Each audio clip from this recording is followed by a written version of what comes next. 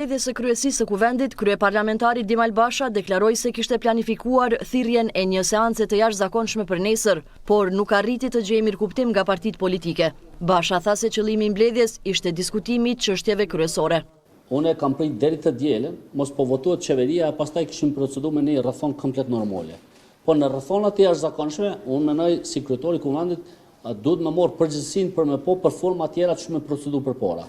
Njëna për formave ka qenë ai themelojmë komisionet parlamentare, e thirrim një seancë të jashtëzakonshme ditën e nesërme, edhe pastaj i votojmë buxhetin e RTK-s dhe të 3 komunave.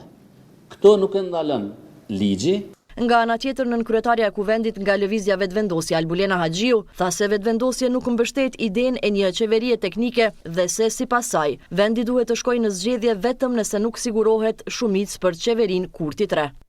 Në qoftë se nuk do të ketë, si me thënë, numra, natyrisht që vendi duhet të shkojë në zgjedhje të jashtëzakonshme, ndonse ju e dini që ne nuk e kemi dëshiruar këtë, por rrethanat politike na imponojnë.